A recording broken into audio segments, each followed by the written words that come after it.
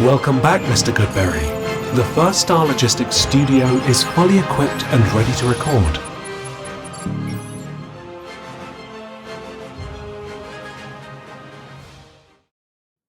Welcome back to Bengals on the Brain, presented by First Star Logistics. We are quickly approaching the draft, which is hope for every team, and mainly the Bengals is what we talk about on this show. And of course, we're talking Bengals, and we're winding up and doing our top five. And here's a secret, not so secret. It's not five. I think I gave you 8 defensive tackles last time. We're going to do that again. I'm going to give you 8 guards. It's really the top 5 fits, and then 3 other guys I really like. And it's a position I think the Bengals are going to address early, right? They didn't do anything in free agency of note. Sure, you bring in Lucas Patrick, you re-sign Cody Ford. Is that moving the needle for you? It's not for me. And maybe they'll still circle back around to this after the draft if they don't get the players they want. But I'll tell you what, I think this class blows the defensive tackle class out of the water, especially for where the Bengals pick. They may get the top guard at 17.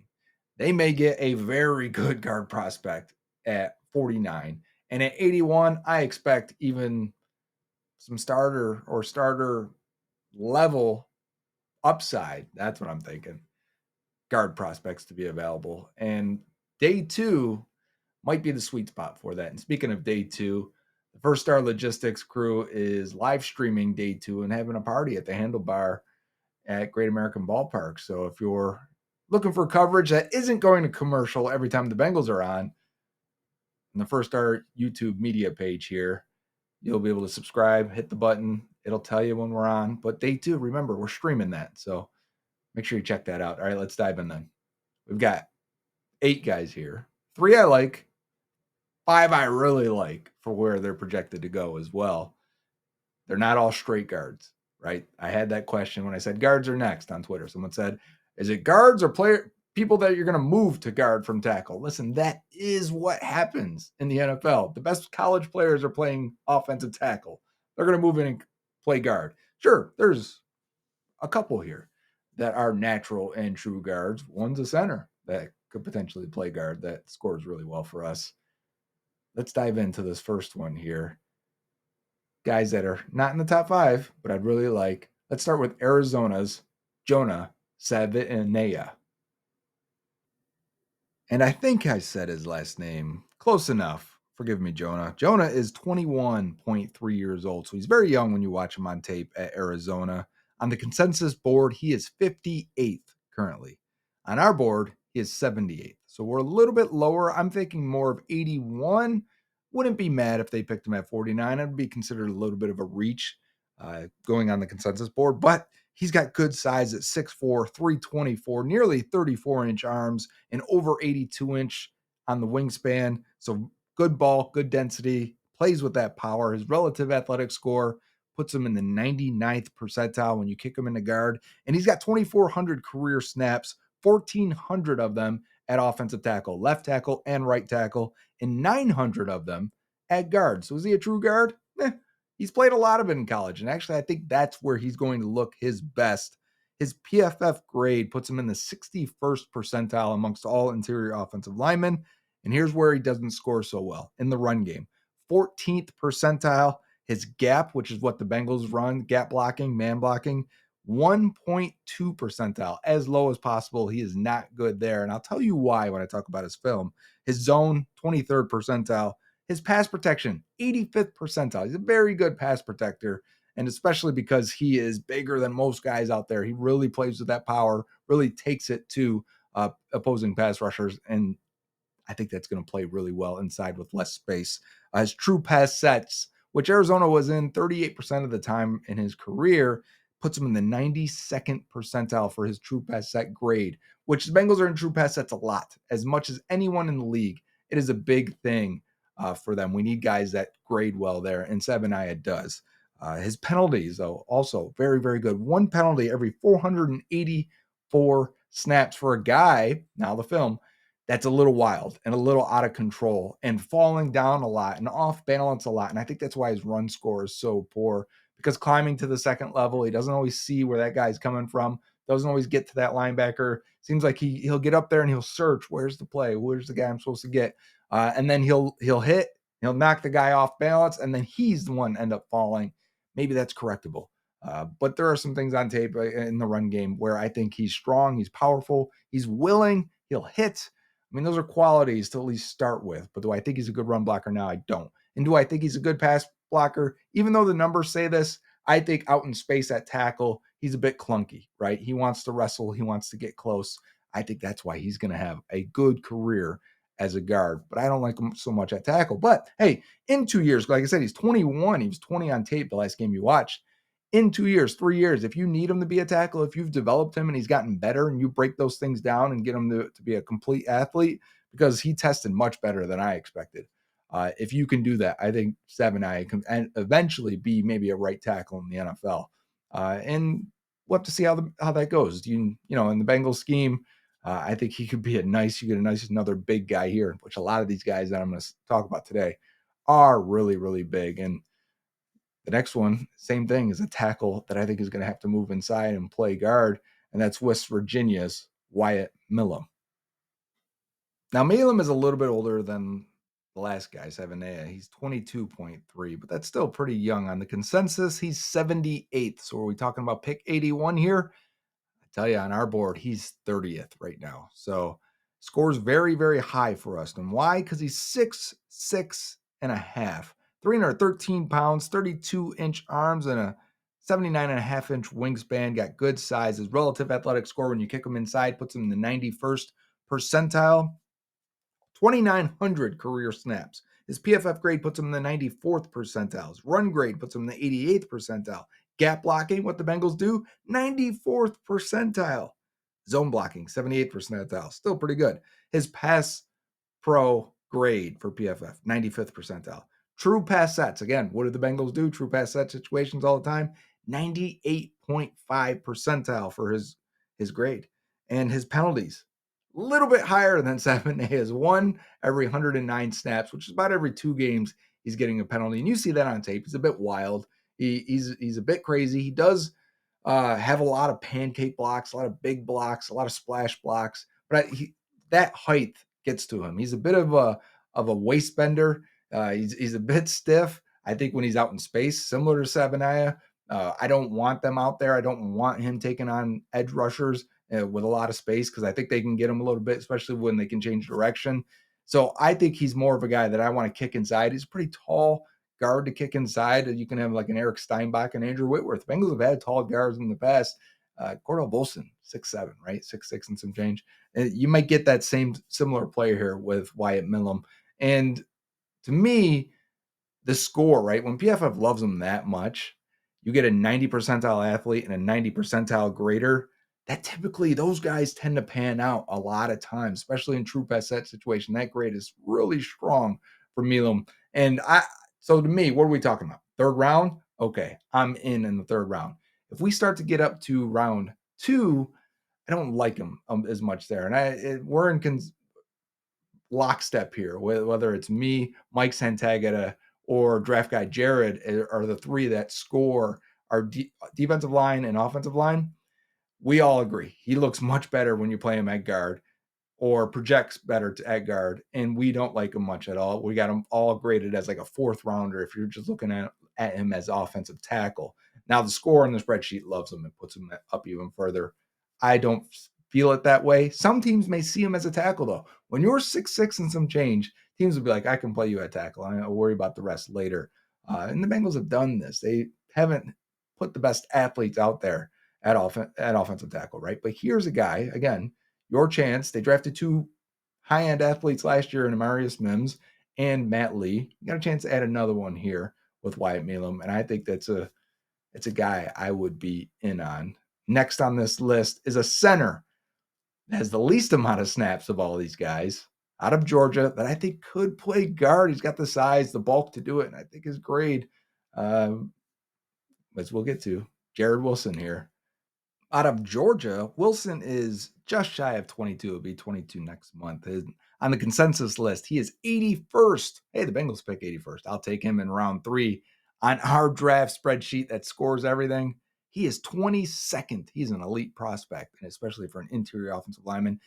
As you see on the clips here, he reminds me of James Daniels out of Iowa, who went early second round. I wouldn't be surprised if Wilson did the same. He is 6'3", 310 with 32.4-inch arms and an 80-inch wingspan. That's really good size, especially at center. That's elite size at center. His relative athletic score puts him in the 98th percentile. So he's an athlete.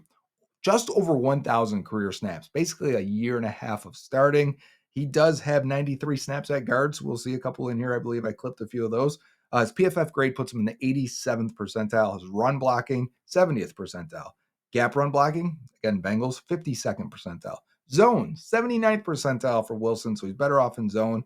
His pass blocking, though, 88th percentile. And his true pass sets, 99th percentile. And while he was at Georgia, he didn't allow a single sack in true pass set situations. And they were in true pass set situations when they were throwing the ball 33% of the time. He's also rarely penalized. One penalty every 338 snaps in his college career. I really like Jared Wilson on tape. As like a late second, early third round pick, I like him. And then the score and the testing and the PFF production data says he's actually, if you took him at 30, 31, 32, I would not be shocked. Whatever team that is. I don't know if the Bengals will trade back and be in that range and even want to do it. And then you may say, well, Joey played center. He did. You're right. And a lot of young centers play guard. A lot of these guards that you find in the NFL were tackles that are going to move to play guard, or they were centers and they're going to move them to play guard in the NFL. Your best players are typically at left tackle and center in college football, and they figure out guard, as they go. And a lot of times, you didn't get a starting job at tackle, you get kicked in the guard. For Wilson, when I first saw him, it was a little bit last year, watching Mims, watching Ratledge, and I said, the center is solid.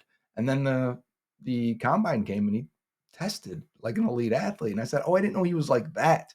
So when I went back and watched, you'll see the clips on there. He's getting to the second level with ease. And that's probably why he's so good at zone blocking as well, why he grades so well. So for me, I really was a big fan of Matt Lee last year. He scored really well on our spreadsheet. I was excited to get him in the seventh round. But if you're telling me I get a guy that plays guard for 2 years and then goes in the center, and we're talking about potentially an elite center prospect, a lot of upside here in Wilson. I'm not against that by any means. We don't know what Matt Lee will be. He may be a career backup and a really good one. He may get a chance to compete at guard and beat these guys because there's no real competition out there. But Jared Wilson's on another level. So if you tell me he can play guard, if you believed he could, so if it was the coaching staff saying how we think he can play guard, I would say, well, our score says draft him or you see fit. I don't care if that's 49 or 81, wherever he's available. Our score says do it. So I'm a big fan of him, and I know he's outside the top 5. Originally, I had him at number 5, and I was like, actually, let's keep it to guys we have even higher. Some couple true guards and a couple tackles we're going to move to guard in the NFL, or if it was for the Bengals. And one of them is a guy the Bengals had a top 30 visit with that I thought had a tremendous game. You're going to see it on the clips here. You're going to see one game that's just versus Abdul Carter, which probably got Josh Conerly on the map here. But after that, I watched other games, and we did a Bengals on the Brain episode of Josh Conerly, and I really liked him. He's number 5. Josh Conerly out of Oregon, and like I said, you're going to see all of his reps versus Abdul Carter in this clip as well. He's 34th on the consensus board right now. We have him 36th on our big board, so very close. I think he's worth the top 40 pick. I think he might be worth the top 32 pick, depending on how it goes. He's 21 and a half years old, so he's still very young, within the range of what the Bengals like to draft in the first round. 6'4" and 5/8 inches, 311 pounds, 33 and a half inch arms, 82 and a third wingspan. Great wingspan there. When you kick him into guard, his relative athletic score goes up to 96th percentile and 96.3. He's got 1,984 career snaps, all at tackle. His PFF grade puts him in the 71st percentile. Running, 48th percentile. Gap, 46. Zone, 52. So not a great run blocker, just an okay one. Pass blocking, 83rd percentile. True pass sets, 84th percentile. He's the other guy on this list that has given up 0 sacks in true pass sets in his career, which Oregon was at when they're throwing the ball 27% of the time in true pass sets. The Bengals are in the 40s, right? So this is something we talked about with Amarius Mims a lot. When you don't have a lot of experience in true pass sets, how does that translate? For Conerly, I think one of the things is you may want to kick him inside to guard, because when we watched Bengals on the Brain, and I thought he was real good in the games we watched, he did give up initial pressure. He did give up initial push and punch that drove him a little bit until he could drop anchor, drop his weight. And I think he's a knee bender, a natural athlete, guy that plays with leverage once he can sustain and relatch on and grab a hold of these guys. And I thought he's a nasty run blocker. We saw that, right? So I really like Conerly as a 2-year guard and then a career tackle after that. I think he's got the length and the athleticism to play tackle. I think I'd just play him at guard for a couple of years and develop him. But he might be a very, very, very good guard. Take like the Cowboys. They keep drafting these guys. They keep drafting tackles that they're going to move to guard, or tackles that are now playing center, right? BB last year. But you draft these guys, you say, all right, we're going to put you at guard to start. And then all of a sudden you're like, hey, you know what, Tyler Smith, you just might just be a good guard. You're a Pro Bowl guard. Why would we move you from here? I think Josh Conerly could be a guy like that. One penalty every 165 snaps. Not a great number. We want to be in the 300-400 range. That means you're never getting penalized, but that's one every 3 games. We would take that. 2.5 games. We would take that for an offensive lineman. So I really like Conerly. I don't see where he gets to the Bengals at 49 in round 2. That's the hard part of why we probably haven't talked to him about him more, but the Bengals brought him in for that 30 visit, which means they are also interested. But where is that? If they took him at 17, I'd say, you know what? You got a player that I think is good. You got a player that I like. You got a player that I can see the plan and of how he would help your team right now. He'd be their best guard you've drafted in a long time.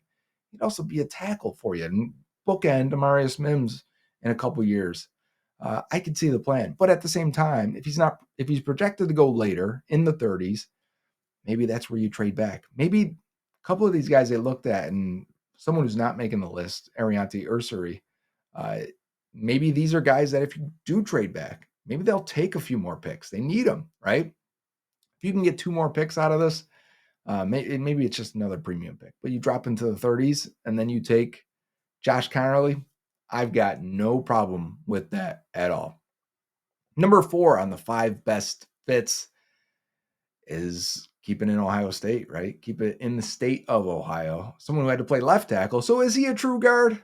Is Donovan Jackson a true guard? I think he is. I think he's a guard all the way. Although the Beast has him listed as an offensive tackle, I think he's probably, man, this is going to be debatable because we got 3 guys here we got 4 more. I put him at 4 for a reason, and I'm going to say he's debatably the best guard, had the best guard tape. I think it's close. And Donovan Jackson here, with a fringe first round tape grade from me, 79, 80 is clear first round. I think, man, top 40 grade for Donovan Jackson. He was 22 years old, 22.4 to be exact.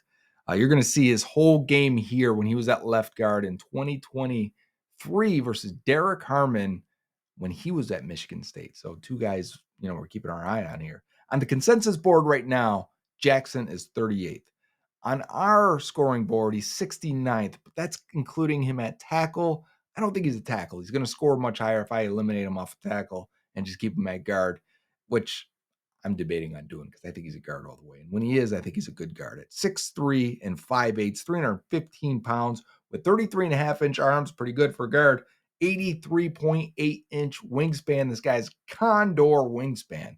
He is long, and he plays like it. He plays powerful with length, right? Good grip strength. Relative athletic score in the 90th percentile. So he's an athlete as well.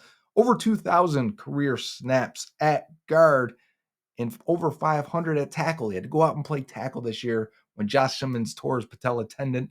And hey, normally you don't kick a left guard to tackle unless he can do it. And when he did it and played admirably, I don't think he's a tackle watching him on tape. But he did his thing. And if you get into a pinch and you got to kick that guy out, I think he could do it again. And what it showed to me, though, is that he understands what he has to do. He understands the game of football. He understands blocking. He understands angles. His everything. His angles got better. His footwork got better. His hand usage got better. His patience. Everything happens at a different speed at tackle. And I watched it with Jackson throughout his season last year. And I was like, man, he really got better throughout. But just looking at his guard data, and PFF grade puts him in the 51st percentile. His run blocking, 67th percentile. Gap run blocking, what the Bengals do, 81st percentile. We like that. Zone, 56th percentile. Pass blocking, though, 35th percentile. True pass sets, 27th percentile, which Ohio State was in 40% of their throwing plays. They're in true pass, which is close to the Bengals. So you get a lot of that. Could have driven his grade down a little bit because they're in it so much. It's had an effect on the Bengals grading as well. I don't think their linemen have been as bad, but when you're constantly in true pass set situations, defenses attack you a little bit, but that is worrisome. So when you see a guy, he hits the 90 percentile mark for his athleticism, does not hit the 90th percentile for PFF grading, it's going to make him, what's his upside then for Donovan Jackson? Our sheet has been really good with offensive linemen, especially interior offensive linemen. It says he'll be a good guard. Doesn't say he'll be a great or Pro Bowl guard, which a lot of these guys do score in that range. I've talked about Savaiinaea could potentially, Wyatt Milum could potentially, Josh Conerly could potentially. Donovan Jackson, I think he's just plug and play good guard. He may even start this year as a good guard, which I've said doesn't happen often, but he has played so much guard, 2,000 snaps at guard, and he's good. I don't care about the data when I can see the tape, and I think he's a fine player. So that's the only thing is his upside may be capped a little bit, but again, I think he is outplayed what everyone is expecting him to do, especially when you go to tackle and you play the way you do. So I give him some grace here. I would take Donovan Jackson. I would not take him at 17. He's the last one. Of the next three guys here, two of them I would take at 17. One, if it was based on his previous year's tape, I would take him. And that's our third player of the top 5 fits for the Bengals at guard. Put him back next to his teammate at right guard here. The 2023 tape of them two together, absolutely phenomenal. Tate Ratledge in 2023 at first round tape. But we're not taking him in the first round this time. Or are we? Tate Ratledge is the oldest of our top guards for the Bengals here. He is 24 exactly. On the consensus, 69th overall. So maybe we're talking more in between second and third round. On our sheet, 41st overall. We like him. That's a top. I mean, you get a guard in the top 45 graded. That's where Kevin Zeitlers and those guys are. So if Tate Ratledge goes in the back half of round 1 or early round 2, do not be shocked at all. He is 6'6" and 5/8 inches.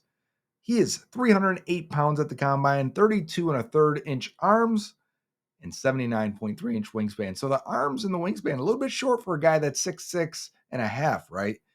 Relative athletic score, 99.6 percentile. He is as athletic as you can expect a guard to be. He has 2,000, almost 2,100 career snaps. His PFF grade puts him in the 84th percentile.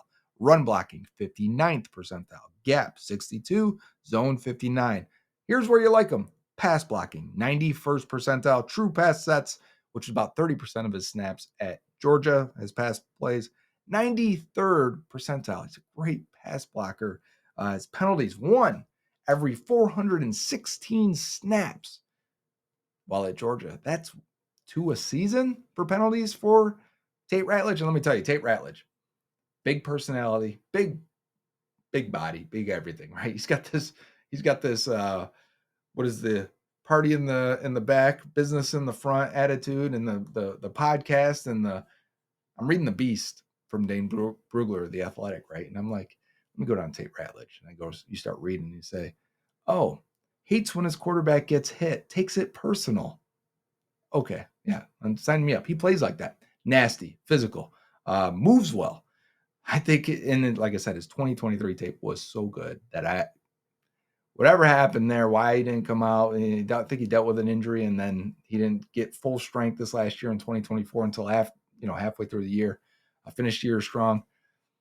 I went back to watch it because my first watch of him was 2024, and I said, oh, he's good, but man, people like his personality a lot because is it the mullet? Is that it? They just, is it the way he speaks? Is that it? And then they're like, no, watch 2023. So I went back and watched 23, and I was like, oh yeah, that's right. I remember this guy because we were watching Mims, and they were killing it. I thought the guard looked better than Mims did in a lot of the games we watched.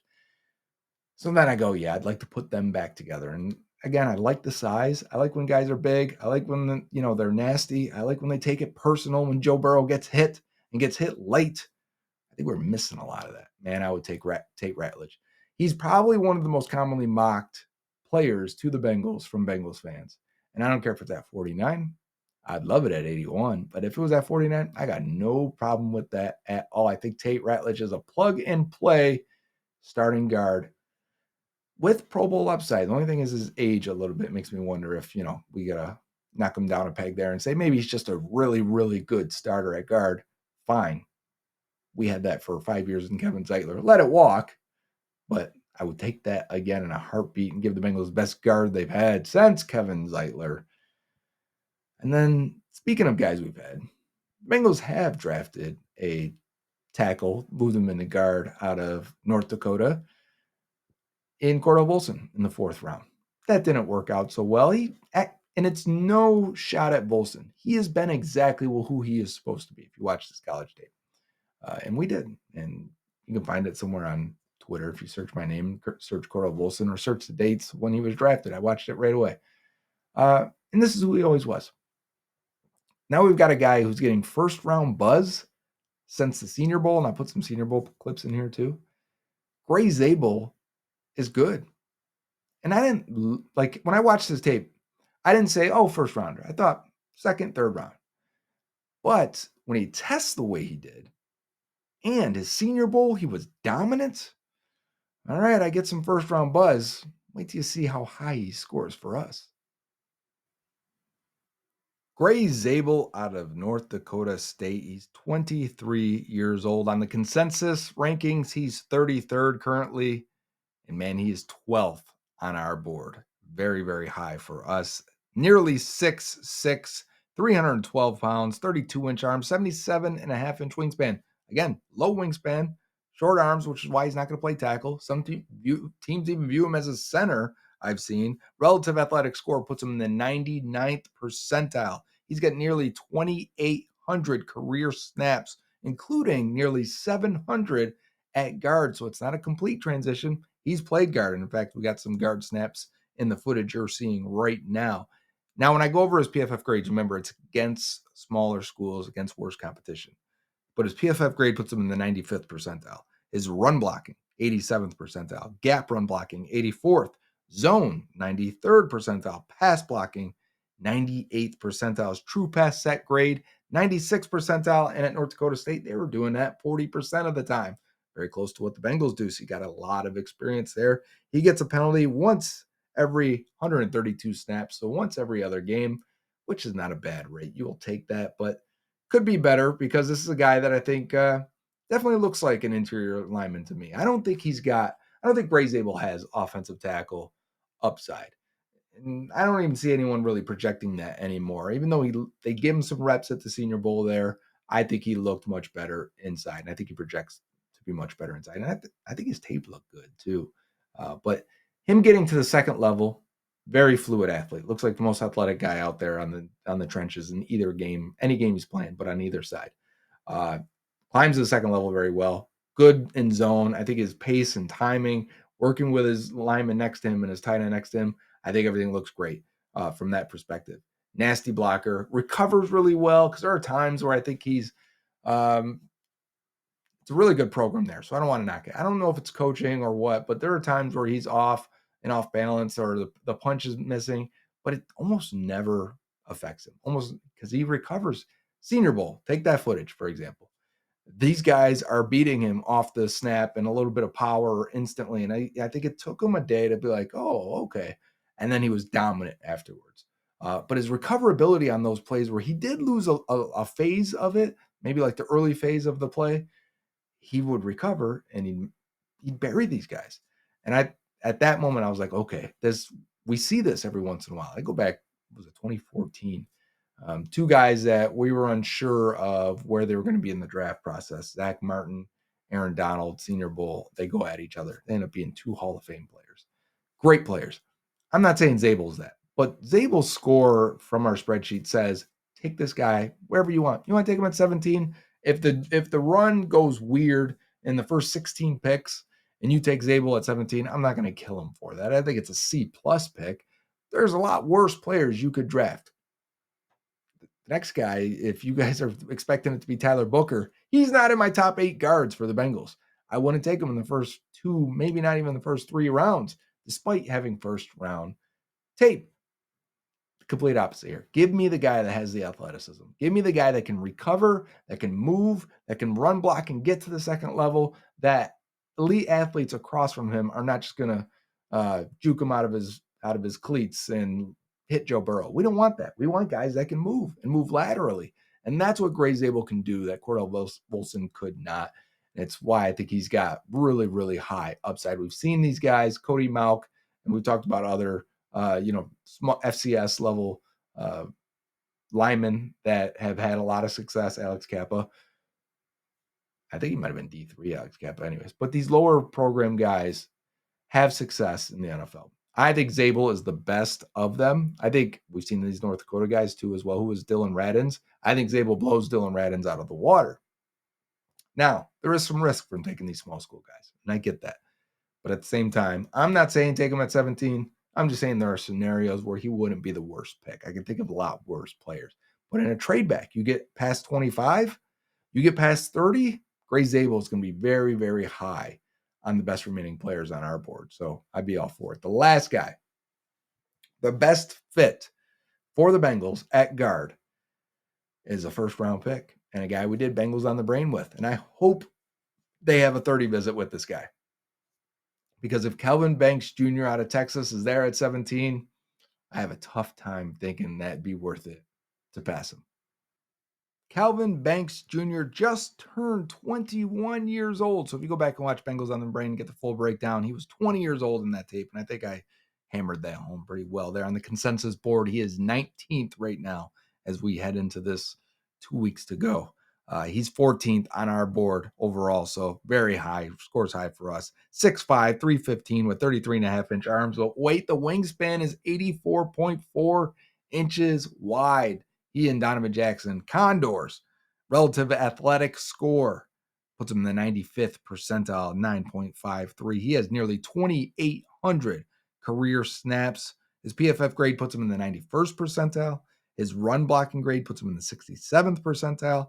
Gap blocking, what the Bengals do, 74th percentile. Zone, 68th.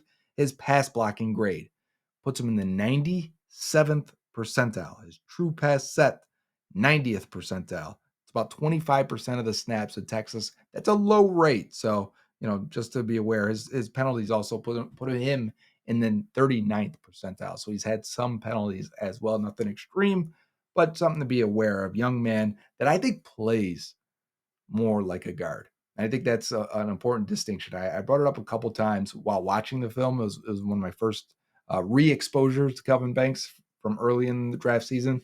But how often he gave up that outside edge and his stance, his footwork, everything was awkward, right? But he was a very tough, great leverage, would blow through these guys. That Michigan tape, I loved it because he is absolutely physical. And that's what first things first, if I'm putting a tackle inside the guard, is he physical enough? Does he play with the speed that you're going to need inside? Because it's going to get a little bit quicker, a little bit tighter. You're in a phone booth a little bit more. And I thought Kelvin Banks did. So all these traits that I look for a tackle that potentially moved the guard, I thought Banks not only had them, I thought, you know what? It may make him a better player at guard right now. And you'd have to rework some of his technique to get him to play tackle. He could probably get through a few games if you needed it now, which is why I think there's a chance he's going to be there at 17. Because I think some teams are going to view him as a guard and not an offensive tackle. But he's 20 years old in that tape. Big time recruit, played in a bunch of big games, very productive. I think the upside is there that he develops into a good tackle. But his upside as a guard is of an all-pro guard. And you don't just throw that out lightly.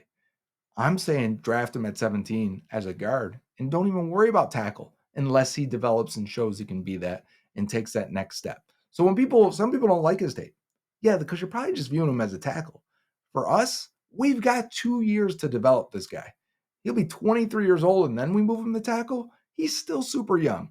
I want elite athletes from big programs that have been playing since they were 18 years old, that are 21 years old or less in this draft. Kelvin Banks is checking every single box for me. And I'm in on that. If that's the pick at 17, that is an A pick for the Bengals, more so than Amarius Mims. I would have Banks. Like, here's the thing. Let's talk about this for a minute while we got time. I've gone long on this episode, but I said this earlier. Because there's not a lot of tackles, true tackles in this class, I bet Mims would have went top 8 in this class, especially with one more year and would have stayed healthy. He would have went top 3 more than likely. Maybe top 5 is a fair thing to say. Maybe I don't go overboard on this. But Mims, because of that size, would have went super high in this draft. The Bengals were lucky to get him at 18 last year.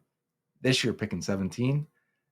Because there's so many of these guys that are tackles that are going to kick in the guard, I think Banks is getting lost in the shuffle a little bit. Now, the Dolphins may rip our hearts out at, what are they at, 14 or something, 13, whatever it is. But if not, and he's still there at 17, and I've seen him, the consensus has him at 19. If Banks is there, I see it very similarly to getting Mims last year, except you're getting him at guard, potential for kicking out at tackle in a couple of years with development. That's huge. To get that break 2 years in a row would be significant for this offensive line, for this offense, for Joe Burrow, that I can't pass it up. And I'd be all for it. So let me know where I'm wrong here. Should Tyler Booker be on this list, right? And I started this off by saying I like the guard room much more than the defensive tackle list I made the other day. I would take all of these guys, all 8, over Omar Norman-Lott and Ty Robinson, who made my list. So if you want to know how I feel about the D-tackle class versus, especially pass rushing D-tackle class versus this guard class, and yeah, a lot of them are tackles that are going to move the guard. I don't care. This guard class blows it out of the water. This is a great time to need a guard. The Bengals need 2. If they picked at 17 and 49 both guards, if they took Kelvin Banks and Tate Ratledge, championship. Calling it. Super Bowl. I'm crazy. Yeah, I'm crazy for that. I know I am, because it's the Bengals, and they don't win Super Bowls. But with protection, I believe in Joe Burrow. Get him protection. This has been Bengals on the Brain, presented by First Star Logistics. Until next time, Uday.